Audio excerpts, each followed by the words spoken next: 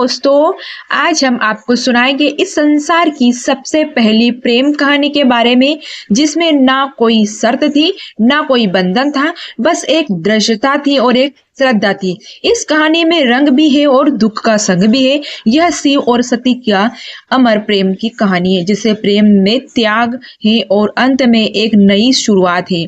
तो आइए जानते हैं इस महान प्रेम कथा। तो सती कथा को सृष्टि के आरंभिक काल की बात है, जब ब्रह्मा ने अपने मानस पुत्रों को रचा। उन्हीं में से एक थे दक्ष प्रजापति। अत्यंत बुद्धिमान परंतु उतने ही अहंकारी थे। दक्ष को अपने योग्यता और अपनी शक्ति को अपने सृष्टिकर्ता के कुल में उत्पन्न होने का बड़ा अभिमान था।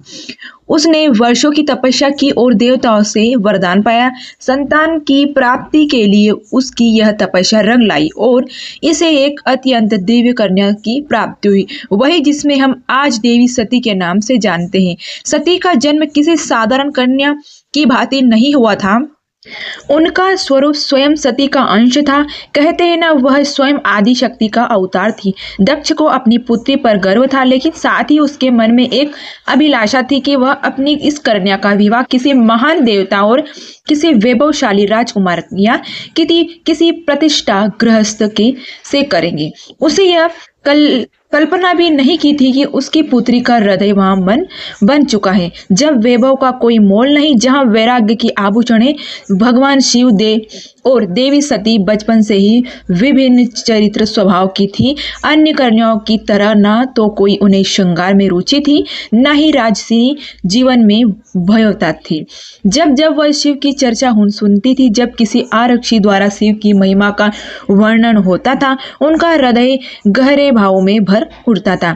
शिव जो शमशान वासी हैं, जो मृग चर्म धारण करते हैं, जो भस्म रमाते हैं और सर्पों को आभूषण की तरह पहनते हैं, आम कन्या के लिए यह भय का कारण होता, पर सती के लिए यह शिव उनके अंतर मर्म में बस चुके थे। धीरे धीरे यह आकर्षित भक्ति में बदलने और भक्ति प्रेम में बदल। अब सती का एक ही लक्ष्य था, शिव और पति रूप में प्राप्त करना।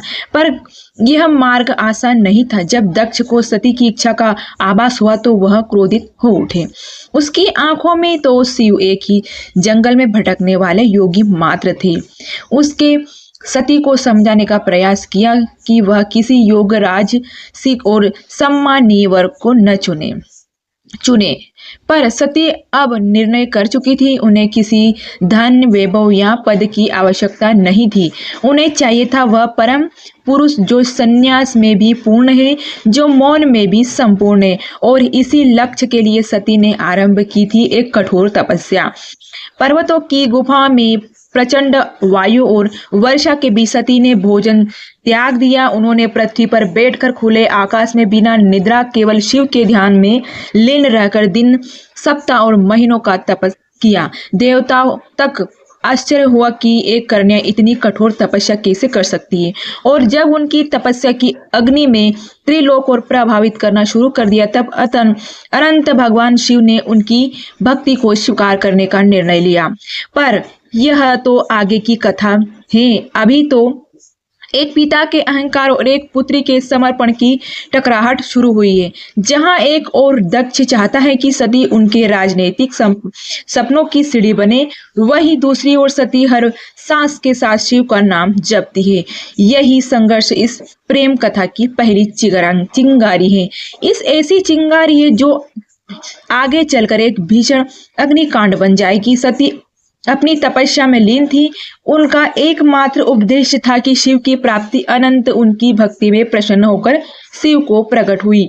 शिव मुस्कुराए और एक क्षण में वह उन तपस्वी के समक्ष प्रकट हो गए। जैसे ही सती ने अपनी आंखें खोली, उनके सम्मुख खड़े वही जिनके लिए उन्होंने सब कुछ त्याग दिया था। शिव ने उनके तप, प्रेम और अटल श्रद्धा को देख और कहा, हे देवी, तुम्हारा प्रेम मुझसे बाध्य करता है। आज मैं तुम्हें अर्धांगिनी के रूप में स्वीकार करता हूँ। इस वचन के साथ पूरे ब्रह्मांड में आनंद की लहर दौड़ गई।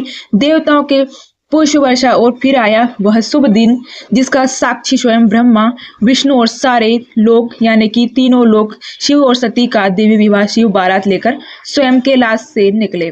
पर यह कोई साधारण बारात नहीं थी। इसमें भूत, प्रेत, पिशाच, नाग, सिद्ध, योगी, अर्थी, देवता सब सम्मिलित थे।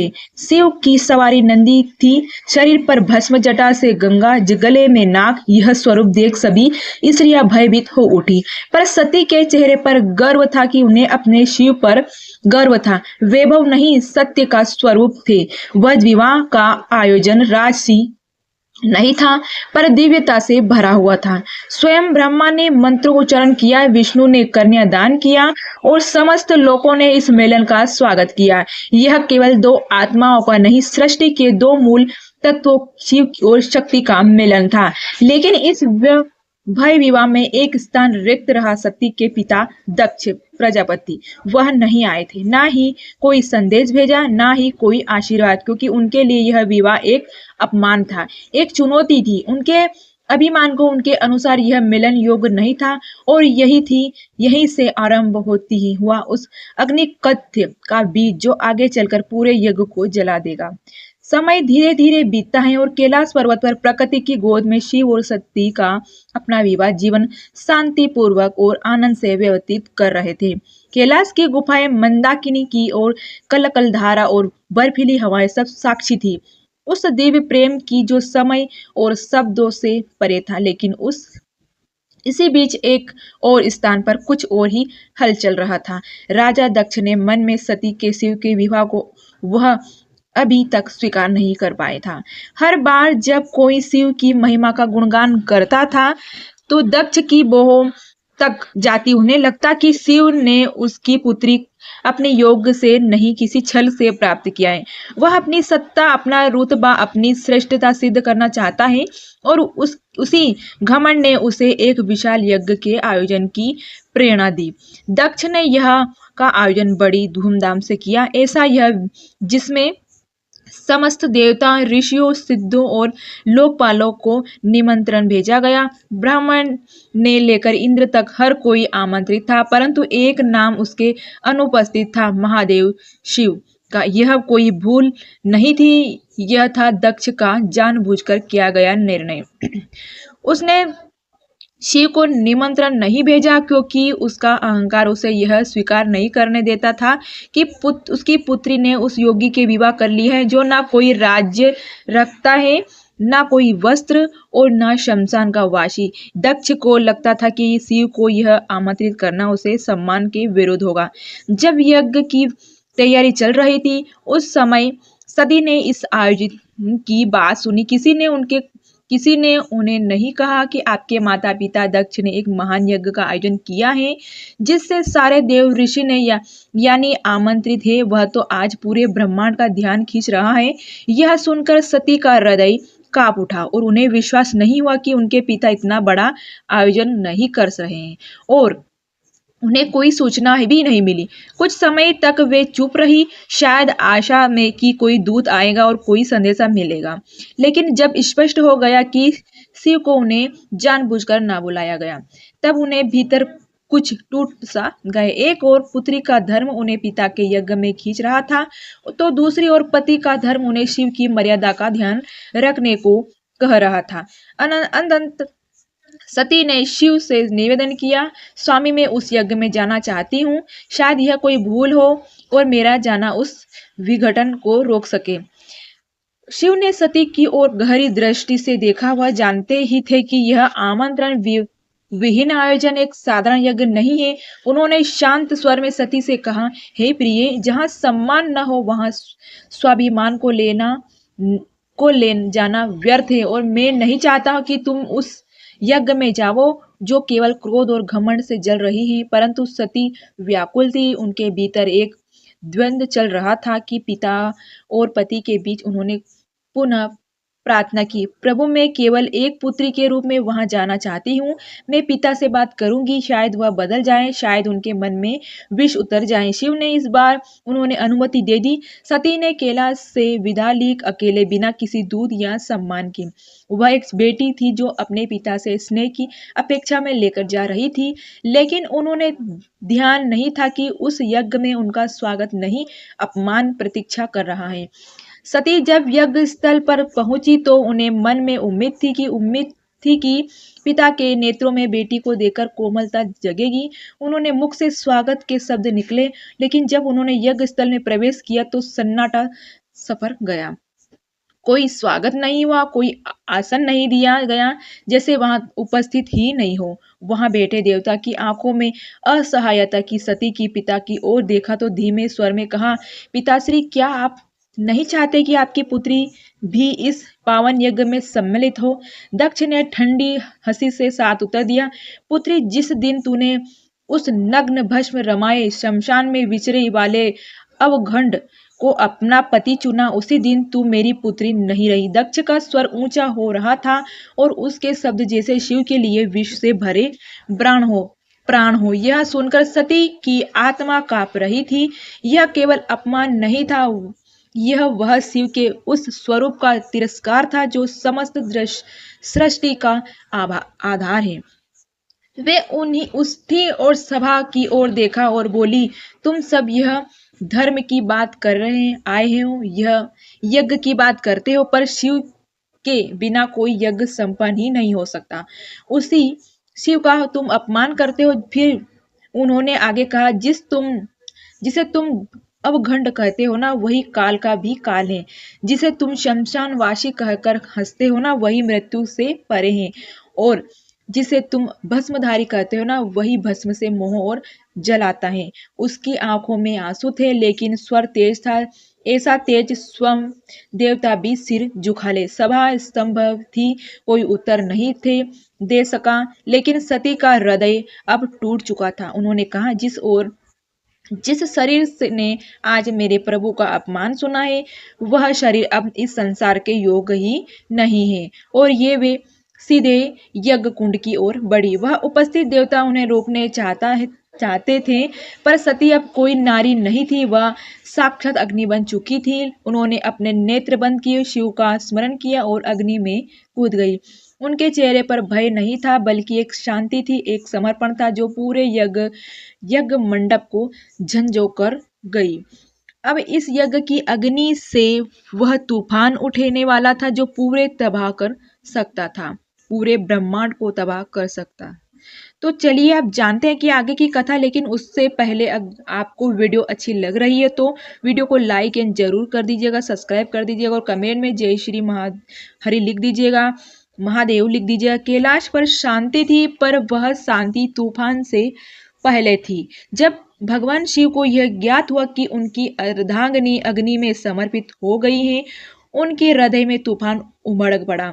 आंखों में वेदना, मन में शून्यता और आत्मा में आग। यह शिव थे जिनका क्रोध ही प्रलय कहलाता है। शिव अपनी समाधि से उठे, उनकी जटाएं लहराई, नेत्र रक्तिम हो उठे और सारा ब्रह्मांड कांप उठा। फिर उन्होंने दोनों हाथों से अपना जटाएं पकड़ी और उन्हें पृथ्वी पर पटक दिया। उसी क्षण पृथ्वी फटी और उस क्रोध की ज्वाला में प्रकट हुई स्वयं भयंकर, तेजस्वी और अजय वीरभद्र। वीरभद्र कोई सामान्य योद्धा नहीं था, वह शिव के विकराल रूप का अंश था। उसका शरीर अग्नि साधे दिव्यमान था, आंखों में प्रतिशोध की ज्वाला, हाथ में तलवार। उसका प्रकट होना सृष्टि से संतुलन को डगमगाने लगा था। वीरभद्र प्रचंड गति से दक्ष के यज्ञ की ओर बढ़ चला। जिस दिशा में वह चलता, धरती कांपती, आकाश बदलता और देवता के हृदय कांप उठते। जैसे ही वीरभद्र यज्ञ स्थल पर पहुंचा, आकाश में अंधकार छा गया और वीरभद्र प्रकट हो चुका था। उसकी उपस्थित मात्र से यह अग्निधरा उठ गई, बिना रुके आगे बढ़ा। पहले यज्ञ वेदी को तोड़ा, फिर वेद पाठ करने वाले ब्राह्मण को फिर हटाया। उसकी आंखों में एक ही लक्ष्य था कि दक्ष वीरभद्र के सामने कोई नहीं टिक सका। वह अकेला था, परंतु अजय उसके प्रत्येक प्रहार में शिव का श्राप था और हर गर्जना में सती का विलाप। अंत वह दक्ष के सामने पहुंच गया। दक्ष अब भी अपने अभिमान में डूबा था। वह चिल्लाए कि मैं यज्ञ हूँ, मुझे कोई छू नहीं सकता। वीरभद्र ने उसकी आंखों में देखा और कहा, तू पिता कहलाने योग्य ही नहीं है। आज तुझे उसी अग्नि में भस्म करूंगा जिसमें तूने धर्म का मजाक उड़ाया है। और एक ही झटके में वीरभद्र ने अपनी तलवार से दक्ष की सिर धड़ से अलग कर दी। पूरी सभा में सन्नाटा छा गया, देवता स्तंभ रह गए। यह थी अग्नि बुझ गई और और पृथ्वी पर सिर्फ राख ही राख रह गई। वो राख जो अहंकार, अधर्म और अपमान की अंतिम परिणति थी। वीरभद्र शिव की आज्ञा पूरी कर चुका था, पर यह कहानी यही नहीं रुकती। अब आएगा वह क्षण जब शिव स्वयं यह स्तंभ पर पहुंचेंगे। सती ने सौ को उठाने और सृष्टि के संतुलन डगमगाए, और जब महादेव यज्ञ स्थल पर पहुंचे, उन्होंने सती से जले हुए शरीर को देखा तो वह अदृश्य हुए। देखा तो जिसमें स्वयं काल को रुला दिया। शिव ने धीरे धीरे कम कम कपाने हाथे अपनी सती को बाहों में उठाया लिया, और उन्हीं की आंखों में आंसू थे। फिर वह उनकी आंखों से आंसू थे और फिर वह चल पड़े। शिव सती के शव को अपनी गोद में लिए पूरे ब्रह्मांड में भटकने लगे, उस विरह को जो पूरे ब्रह्मांड को भयभीत कर चुका था। ब्रह्मांड संतुलित होने लगा, देवता भयभीत हो चुके। यदि शिव यूं ही विलाप करते रहे तो सृष्टि का संतुलन टूट जाएगा, प्रलय आ जाएगा। तब भी सती और सभी देवता भगवान शिव से के पास पहुंचे और उनमें सृष्टि को बचाने की प्रार्थना की। तब विष्णु ने अपना सुदर्शन चक्र चलाया। जैसे कि सुदर्शन चक्र चला, उसने सती के शरीर को टुकड़े में विभाजित कर दिया। शिव कुछ ही क्षणों में के लिए रुके, पर प्रतिरोध नहीं किया। यह सृष्टि के लिए आवश्यक था। जहां जहां सती के अंग गिरे वहां दिव्य ऊर्जा फैल गई। पृथ्वी के वे स्थान शक्ति से भर उठे और वहीं बने शक्तिपीठ। यह कोई सामान्य स्थल नहीं थे, यह वह अमर प्रेम की गहवाई थी जो शिव और सती के बीच था। यह थे वे स्थान जहां स्त्री सती, प्रेम, बलिदान और भक्ति सब कुछ एक साथ साकार हुआ। कुछ स्थानों पर सती की आंखें गिरी, वहीं उनका हृदय, वहीं उनके केस, तो कहीं उनके चरण और हट स्थान एक केंद्र बन गया। माँ सती का जो हर रूप में पूजनी हुई, कभी दुर्गा, कभी भैरवी, कभी भवानी, यही वे स्थान है जिसे आज हम कामाख्या, वैष्णव, ज्वाला, हिलजार और तारापीठ जैसे ही नामों से जानते हैं। इस प्रकार सती के वियोग में जन्मे यह शक्तिपीठ न केवल देवी के अंग है, जब उस प्रेम की शाश्वत उपस्थित है जो आत्मा से आत्मा तक जुड़ता है। शिव अंत में हिमालय लौटे, और पर अब वह ध्यान मग्न हो गए। वर्षों तक एक चट्टान की भांति बैठ गए, समाधि में डूबे, न शब्द, न गति, न भावना, बस मौन ही। और सती की समृद्धि, काल और धारा आगे बढ़ी। युग बदलते जाते, पर कुछ कहानियां समय की सीमाओं से परे होती हैं, और सती की कथा उन्हीं में से एक है। वह प्रेम जो अग्नि में तप कर शुद्ध हुआ था, वह विराह जो तांडव पर गया था, उस अधूरी यात्रा को अब पूर्ण होने वाला था। पर यह कहानी यहाँ समाप्त नहीं होती है। प्रेम का सफर नहीं यहीं पर रुकने वाला नहीं था। जहाँ अग्नि ने प्रेम का रंग दिखाया था, वहीं से एक नई दास्तान का पैगाम आने वाला था। सती के बलिदान से प्रेम जला था, वही आग पार्वती के रूप में फिर जलने वाला था, फिर फलने वाला था। यह अंत नहीं था, यह शुरुआत थी, और शुरुआत में एक अमर, अनसुनी और अनोखी प्रेम कहानी थी। यह शुरुआत से जिस शिव को पार्वती की यह शुरुआत है, प्रेम का रंग दिखाया था, वहीं से एक नई दास्तान पैगाम आने वाला था। सती के बलिदान से जो प्रेम जला था, वही आग पार्वती के रूप में फिर फलने वाला था। यह अंत नहीं, यह शुरुआत है। शुरुआत है एक अमर, अनसुनी और अनोखी प्रेम की कहानी की। यह शुरुआत है शिव और पार्वती की, यह शुरुआत है एक नए युग की। तो यही कहानी थी दुनिया की पहली प्रेम कहानी, सती की कथा की सत्य कथा। तो ऐसी कथा आपको कैसी लगी? कथा अच्छी लगी तो वीडियो को लाइक करना, शेयर करना, और मिलते हैं ऐसे ही भक्तिमय रहस्यमय वीडियो के साथ में। तब तक के लिए जय श्री हरि, जय श्री हरि।